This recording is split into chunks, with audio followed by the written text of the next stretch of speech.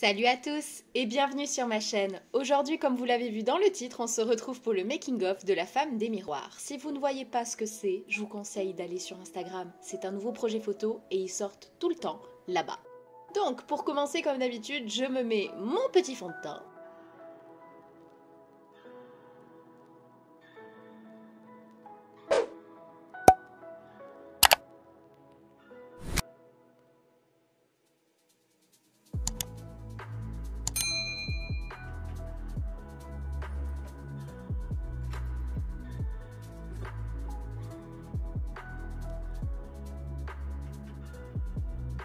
Mon anti-cerne.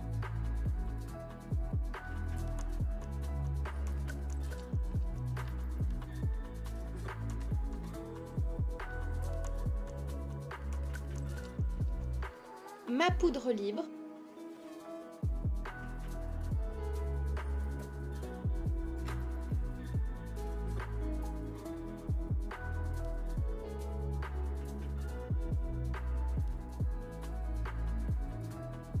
Je me suis rendu compte ensuite que j'avais l'air d'un petit cachet, donc j'ai rajouté un petit peu de bronzer.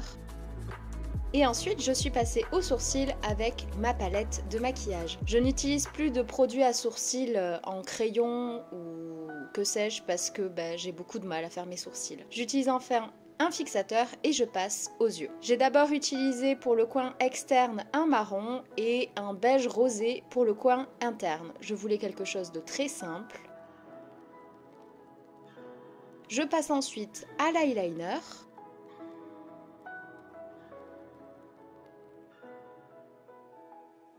Et enfin, au mascara.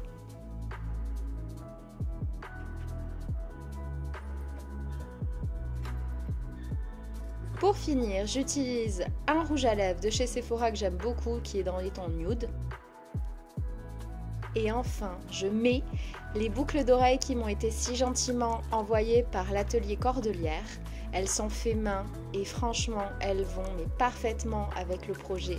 J'étais super contente qu'elle me les ait envoyées. Et on vous prépare quelque chose sur Instagram d'ailleurs. Passons ensuite à la préparation. J'ai utilisé les colonnes d'enceinte de mon chéri pour fixer mon fond, puis deux miroirs en face à face.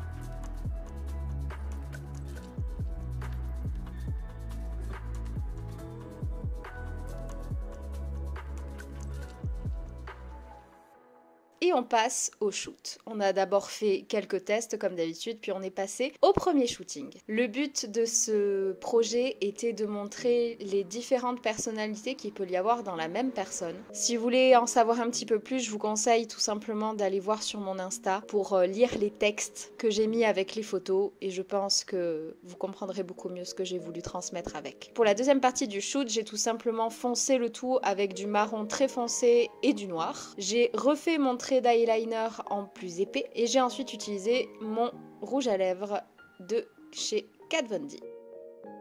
Deuxième partie du shoot, le plus dur dans ces shoots c'était de rester exactement à la même place pour que j'ai le minimum de retouches à faire parce que faut pas croire, c'est assez compliqué à faire mais quand on a le coup de main et surtout qu'on évite de trop bouger, ça réussit parfaitement, vous allez comprendre.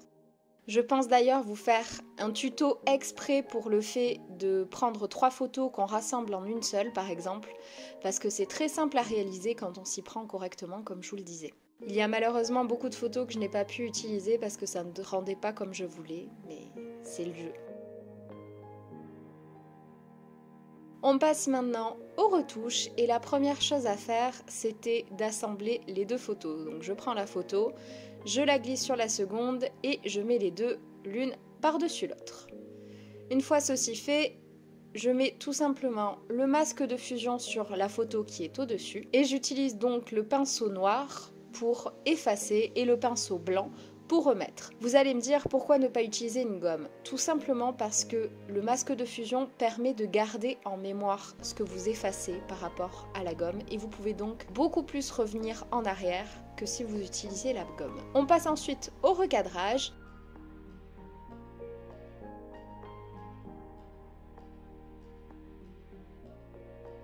Et pour finir, comme d'habitude, le pansement qui permet tout simplement d'enlever les quelques boutons, les rides, les petits cheveux qui me gênent. Et voilà, c'est fait. J'espère que cette petite vidéo vous aura plu. Comme je vous le disais, si vous voulez vraiment comprendre le projet, je vous conseille d'aller sur Instagram ou sur Facebook. Dites-moi en commentaire quels sont les projets qui vous intéresseraient de voir, sachant qu'il y en a beaucoup qui arrivent, ne vous en faites pas. N'hésitez pas à mettre un pouce bleu, à me suivre sur les réseaux, à vous abonner à ma chaîne. Et pour le reste, je vous dis à très vite dans une prochaine vidéo. Salut!